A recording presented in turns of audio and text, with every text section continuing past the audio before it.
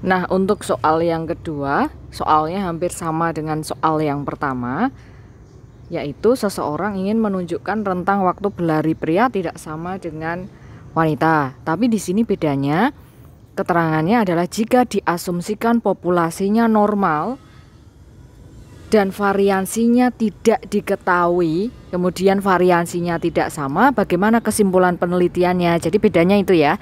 Di nomor yang kedua bedanya dengan yang pertama adalah populasinya normal, variansinya tidak diketahui dan tidak sama.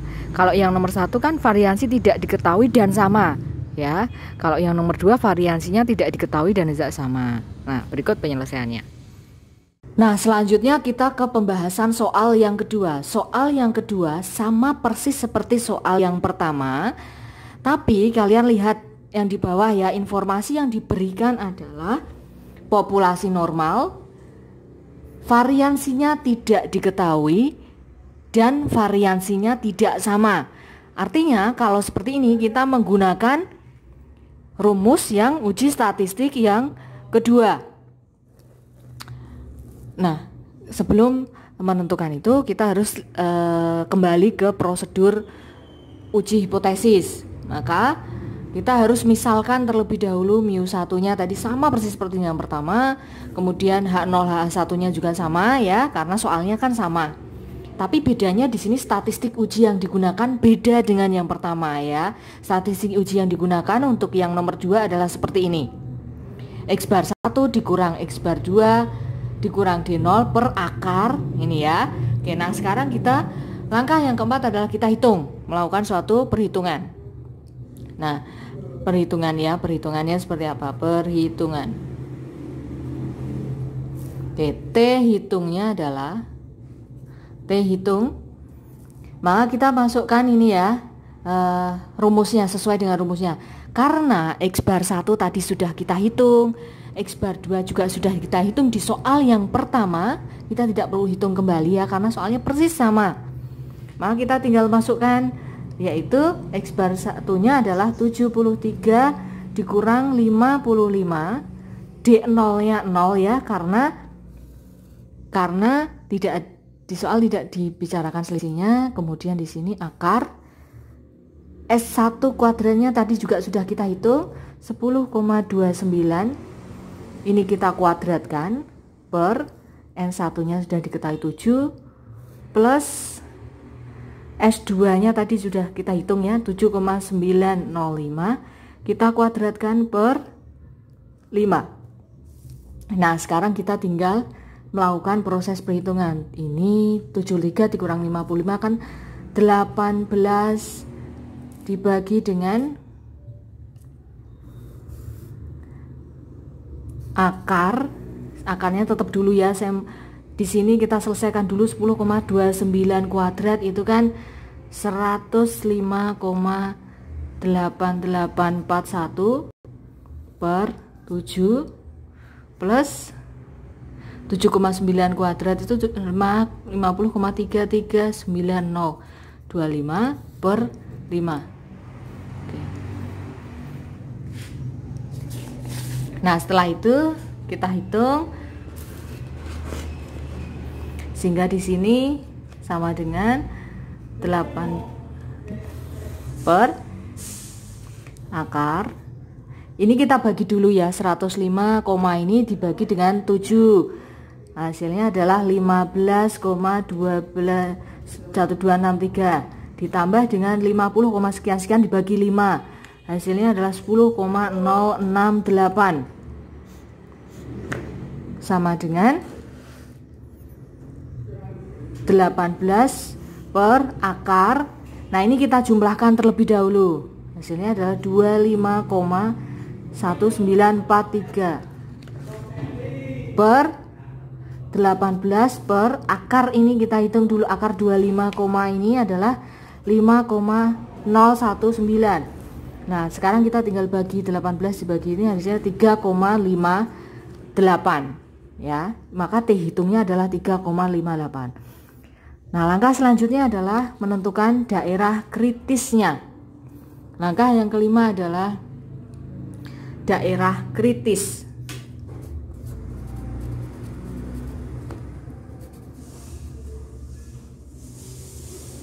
kritis.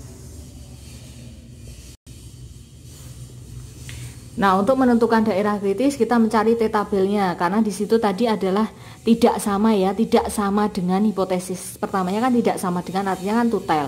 Di sini alfa per 2 V sama dengan T, 0,05 dibagi 2, ini kan V ya. Maka di sini T 0,025 derajat kebebasannya V. Nah, tugas kita adalah mencari V-nya ini berapa atau derajat kebebasannya berapa. V-nya bisa kita cari dengan menggunakan rumus yang tadi sudah dijelaskan di tabel. Di situ kan sudah ada keterangan menentukan V-nya ya. V-nya. Nah, sekarang kita cari dulu V-nya. V-nya rumusnya adalah S1 kuadrat per N1 plus S2 kuadrat per N2. Ini kita kuadratkan. Ini kalian bisa lihat rumus yang ada di tabel penjelasan yang pertama tadi. Di sini S1 kuadrat per N1 kuadratkan dibagi dengan N-1 plus ini N1 ya.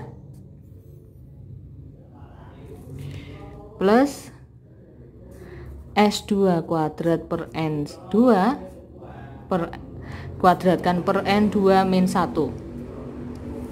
Nah, sehingga di sini menjadi S1 tadi sudah kita lakukan suatu proses perhitungan. Di sini adalah 10,29 kuadrat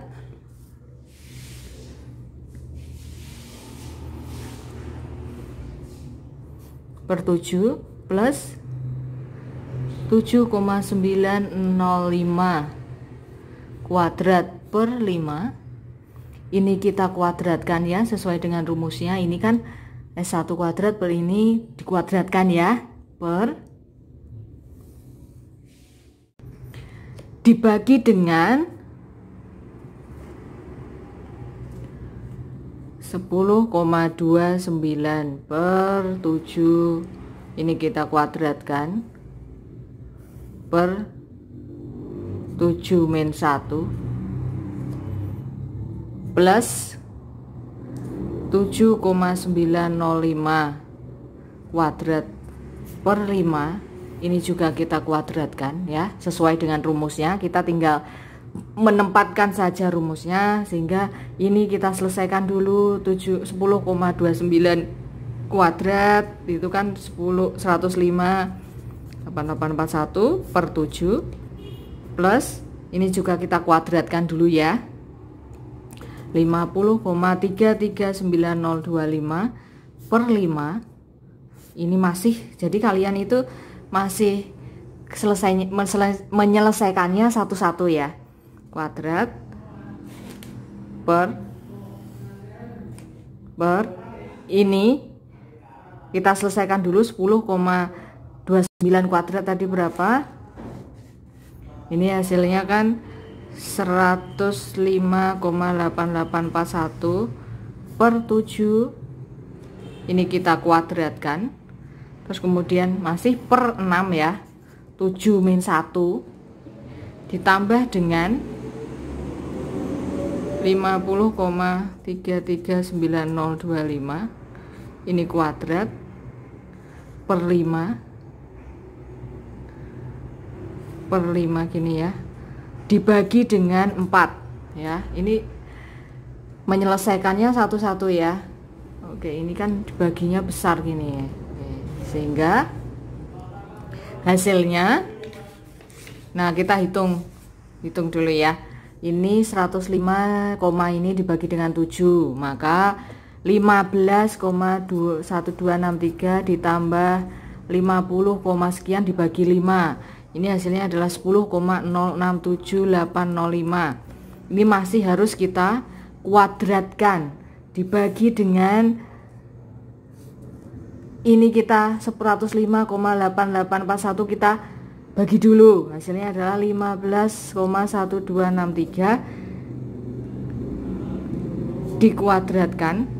Ini dikuadratkan ya, dibagi dengan 6 plus 50 dibagi dulu ya, dibagi dulu.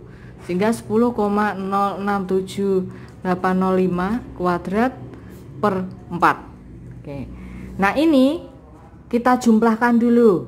Sekarang kita jumlahkan dulu. Hasilnya adalah 25,194105 kuadrat dibagi dengan, caranya kalau seperti ini kita kuadratkan terlebih dahulu yang di dalam kurung ya. 228,805 dibagi 6 plus kita kuadratkan. Ini ya. Hasilnya adalah 101,36 per 4 sama dengan, nah kalau seperti ini caranya kita kuadratkan yang atas ya, sehingga 634743. Ini caranya kita bagi terlebih dahulu. 228, dibagi 6 hasilnya 38,13 ditambah 25,34. Ini dibagi ini sehingga 634,743 dibagi dengan ini kita jumlahkan. Maka hasilnya 63,47. Nah, ini baru kita bagi, hasilnya 10,001. Ini kalau dibulatkan 10,001, kalau dibulatkan kan 10 ya. 10. Nah, sekarang karena V-nya tadi sudah ketemu, kita kembali ke daerah kritis. Tadi daerah kritisnya adalah alfa per 2 V ya, derajat bebasnya V T 0. Kenapa di sini alfa per 2? Karena dia tutel ya. Ingat, kalau tidak sama dengan artinya adalah tutel ya. Maka di sini 0,025, V-nya tadi hasilnya adalah 10 ya. Maka kita cari T 0,025 dengan derajat kebebasannya 10, kita cari dengan menggunakan tabel T ya. Maka di sini kita melihat dulu. Nah, sekarang kita menggunakan T tabel ya, mencari 0,025 dan derajat kebebasan 10. Kita gunakan T tabel. Maka di sini kita cari dulu 0,025 kan yang ini ya. Kemudian derajat kebebasan 10. Maka ini kita tarik ke sini. Akhirnya hasilnya adalah 2,228. 2,228 ya. Maka daerah kritisnya apa? Kalau dia tutel kan seperti ini ya. Itu titiknya kan 2,228 ya.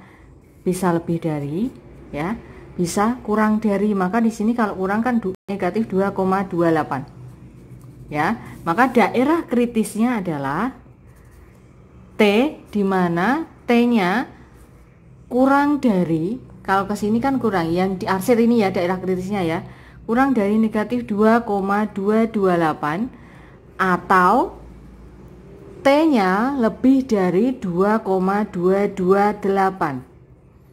Nah, sekarang kita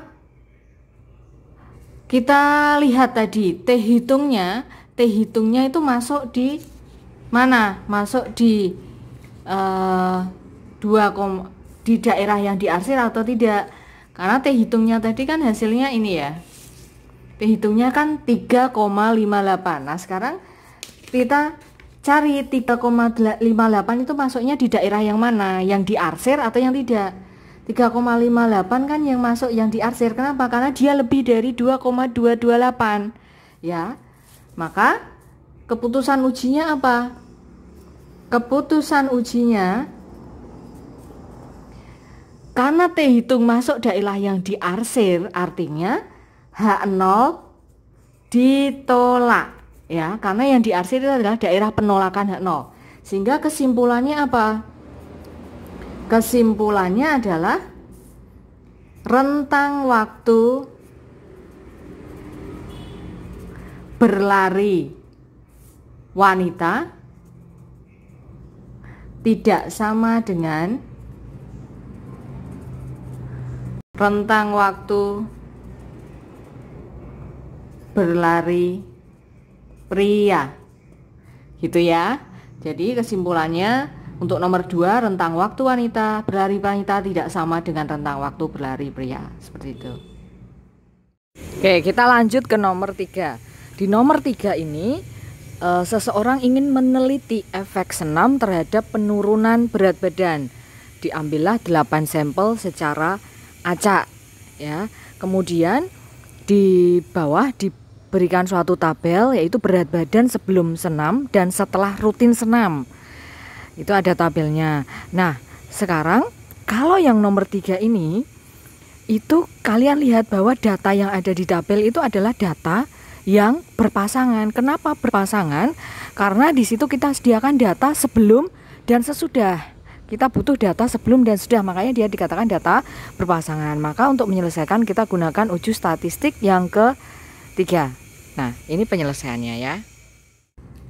Nah, sekarang kita ke pembahasan soal yang ketiga. Soal yang ketiga itu informasi yang diberikan adalah suatu peneliti ingin menguji efek senam terhadap penurunan berat badan, ya.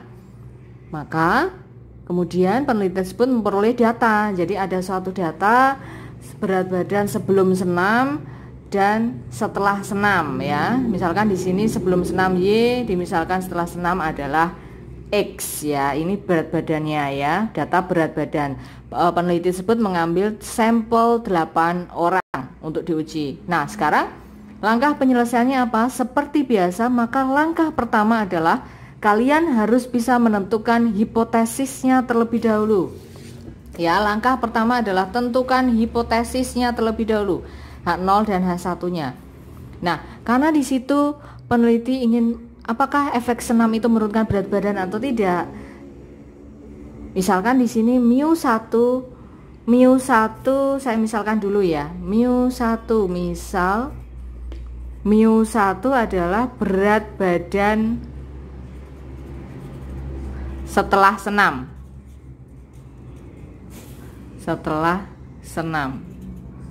mu2 adalah berat badan sebelum senam. Setelah senam di sini maksudnya setelah rutin senam selama 1 bulan, yang seperti yang diketahui di soalnya, ya. Maka di sini penentuan H0 dan H1-nya apa? H0-nya adalah, jadi H1-nya harapannya adalah senam itu dapat menurunkan berat badan. Artinya kalau berat badan turun itu kan mu berat badan setelah senam itu kan lebih kecil dari sebelum senam. Berarti mu1 kurang dari mu2, gitu ya. Ini artinya mu1 kurang dari mu2, berat badan setelah senam kurang dari berat badan sebelum senam, lebih kecil dari sebelum senam. Sehingga di sini senam, artinya di sini hipotesis yang pertama adalah senam menurunkan berat badan. H0-nya apa? Kalau H1-nya kurang dari, maka H0-nya ya lebih dari atau sama dengan, gitu ya. Maka di sini senam tidak dapat menurunkan berat badan, gitu ya. Senam tidak dapat menurunkan berat badan, ya. Maka H0-nya senam tidak dapat, H1-nya senam dapat menurunkan berat badan, gitu ya. Kemudian langkah yang kedua adalah alfanya dulu. Alfanya adalah 5% yang diketahui di soal, ya. Maka di sini 0,05. Kemudian statistik uji yang digunakan apa? Di sini data yang diperoleh adalah kita perlu data sebelum dan setelah senam. Artinya data tersebut berpasangan, ya. Untuk menguji apakah efek senam itu memberikan efek menurunkan berat badan, kan kita perlu tahu data sebelum senam dan berat badan setelah senam, ya kan. Maka datanya itu tidak bisa kita hanya data sebelumnya saja atau data sesudahnya saja, maka kita butuh data dua-duanya. Itulah yang dinamakan data berpasangan. Artinya kalau data berpasangan, maka kita menggunakan uji statistik yang ketiga. Statistik uji yang digunakan adalah yang ketiga. Yang ketiga itu apa rumusnya? T sama dengan D bar min D0 per S per akar N. S itu simpangan baku, ya, simpangan baku, dimana T-nya itu N-1 dari kebebasannya, kemudian dengan D itu artinya X min Y. X-nya itu atau Y min X, gitu ya. X itu setelah tadi, ya, setelah senam, dan Y-nya itu sebelum senam ya. Maka di sini kita melakukan suatu proses perhitungannya seperti apa? Perhitungannya ya. Kita tinggal menerapkan saja rumusnya. Maka di sini kan kita harus mencari D-barnya. D-bar. D itu kan tadi diperoleh dari X min Y. Maka kita harus cari dulu D-nya ya. Saya buat dulu dalam bentuk tabel. Misalkan ini D, kemudian ini D kuadrat. Tugas kita adalah mencari rata-rata, mencari deviasi bakunya. D-nya itu adalah X min Y, artinya data setelah senam, berat badan setelah senam dikurangi dengan sebelum senam. Nah ini 58 untuk yang pertama ya, 58 dikurang 60, 59 dikurang 59 gitu ya. 58 dikurangi 60 kan negatif 2 ya. Terus kemudian ini 59 dikurang 59 kan 0. Kemudian 58 dikurang 59 negatif 1 gitu ya. Terus kemudian ini negatif 5 2 1 sama ya, negatif 2. Terus kemudian 1 6. Jadi dikurangi 1 1 ya. Sorry, ini kok 6. Bukan 6 ya. Iya. 1 2 3 4 5 6 7 8. Oh, datanya sampai ini ya. Datanya ini. Oke. Nah, kemudian kita kuadratkan. Ini negatif 2 dikuadratkan kan 4. 0 dikuadratkan 0, 1 kuadrat 1, negatif 5 kuadrat 25, 4 1 4 dan 1. Oke. Nah, sekarang tugas kita adalah mencari jumlah D-nya ini berapa dan jumlah D kuadratnya ini apa. Jumlah D-nya atau sigma D-nya itu apa? Kita jumlahkan secara keseluruhan ya. Ini kita jumlahkan. Maka di sini adalah sigmanya. Sigmanya itu di sini, jumlahnya, totalnya. Ini kalau dijumlahkan kan negatif 2 ditambah 0, negatif 1 ditambah negatif 5, tambah 2 dan seterusnya kan hasilnya berapa? 6 ya. 6. Ini hasilnya 6 ya. Maaf saya tulis di sini 6. Terus kemudian ini juga dijumlahkan 4 ditambah 0 ditambah 1 tambah 25 dan seterusnya. Ini kan hasilnya adalah 40. Ya, ini kita jumlahkan seperti ini. Ini yang namanya adalah sigma D kuadrat. Ini sigma D kuadrat seperti tadi ya. Oke. Yang ini adalah sigma D.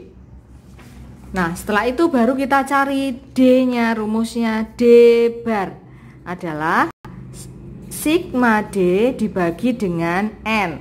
Sigma D-nya hasilnya kan ini ya, penjumlahan semua D-nya dijumlahkan hasilnya kan 6 tadi ya.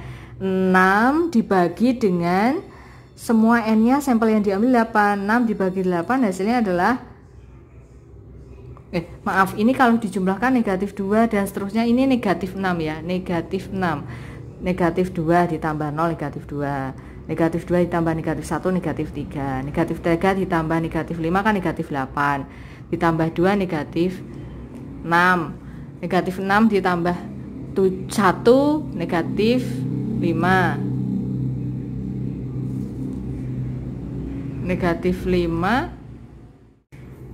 Ya maaf, ini negatif ya. Hasilnya negatif 6 ini ya. Ini negatif 6. Oke. Sehingga di sini hasilnya adalah negatif 0,25. Nah, sekarang D-barnya sudah. Sekarang kita mencari S-nya, SD-nya atau simpangan deviasi bakunya ya. Maka deviasi baku itu kan rumusnya sama ya, sama S ya. S ya, N dikalikan dengan sigma D kuadrat, atau kalau dirata-ratakan sigma X kuadrat. Ini cuma beda aja, beda lambang aja. Sigma D kita kuadratkan per N dikalikan dengan N-1, sehingga di sini hasilnya akar N yang diambil adalah 8 dikali dengan sigma D dikuadratkan. Tadi hasilnya berapa? Ini kan penjumlahan yang kuadrat, setelah dikuadratkan hasilnya adalah 40. Kita tulis 40 dikurang dengan, nah sigma D tadi kan negatif 6 ya. Negatif 6, kemudian kita kuadratkan per N-nya adalah 8 dikalikan dengan 8 dikurang 1.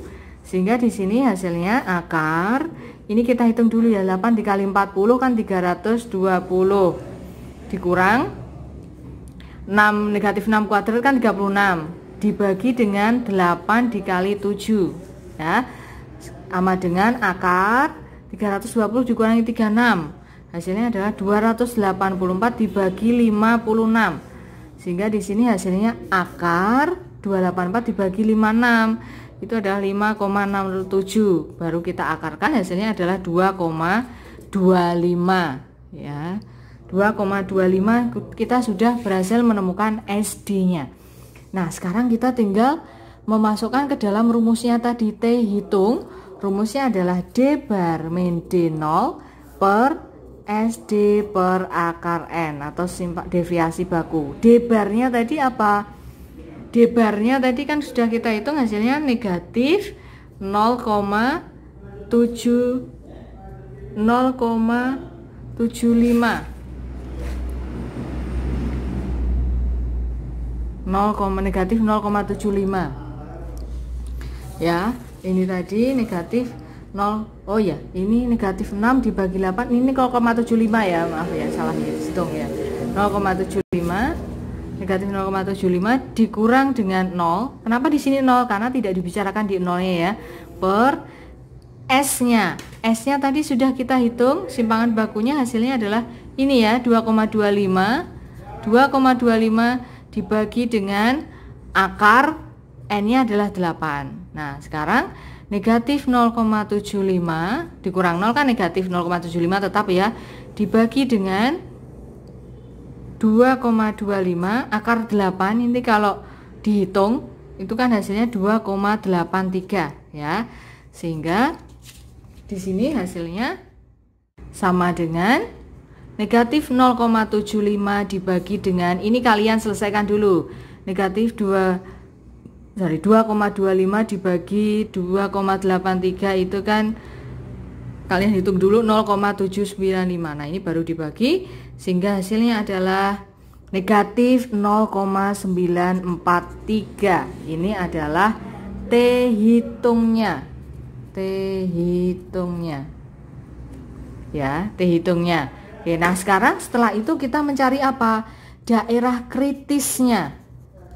Daerah kritis. Ingat ya, daerah kritis adalah daerah penolakan H0. Maka di sini pakainya adalah T alfa. Kenapa di sini alfa, yang tadi adalah alfa per 2 di contoh yang pertama dan kedua? Karena di sini kita menggunakan one tail. Kenapa one tail? Karena ini ya, tadi hipotesis yang kita tentukan kan ini. Ya, mu1 kurang dari mu2. Lebih dari. Kalau yang tidak sama dengan tadi yang pertama kan tidak sama dengan. Ini artinya dia bisa lebih dari, bisa kurang dari, maka itu dinamakan two tail. Kalau ini adalah one tail ya, karena dia kurang dari. Oke. Maka di sini pakainya alfa ya, alfa saja, tidak usah dibagi dua. Oke. Kemudian di sini N-1 ya, daerah tentukan. Alfanya adalah 0,05, N-nya tadi adalah 8 dikurang 1. Sehingga T 0,05 derajat kebebasannya adalah 7. Nah, untuk mencari ini kita gunakan tabel T. 0,05 kalian cari ya, 0,05 itu kan yang ini. Kemudian 7 kalian cari sampai 7, ini kan 7 ya, 7. Sehingga hasilnya adalah 1,895. Kita tulis 1,895. Maka daerah kritisnya apa? Daerah kritisnya ini kan kalau dituliskan titiknya kan 1,8995. Tadi hipotesisnya kan mu1 kurang dari ya, kurang dari. Artinya ini kan kurang dari ya, kurang dari. Maka di sini ini kan kurang dari, daerah penolakannya kan yang kurang dari, maka ini yang kurang dari. Nah, sekarang kita tinggal mencari keputusan ujinya. Keputusan uji itu tadi kita harus melihat T hitungnya. T T hitungnya tadi hasilnya adalah negatif 0,943. Nah sekarang kita tinggal tempatkan negatif 0,943, dia berada di posisi yang mana, yang diarsir atau yang tidak? Negatif 0,943. Kan dia masuk yang daerah yang diarsir. Kenapa? Karena dia posisinya kurang dari 1,895, ya kan? Posisi kurang dari ini, maka dia masuk di daerah yang diarsir, wilayah yang sini. Maka daerah kritisnya, maka keputusan ujinya apa? Keputusan ujinya adalah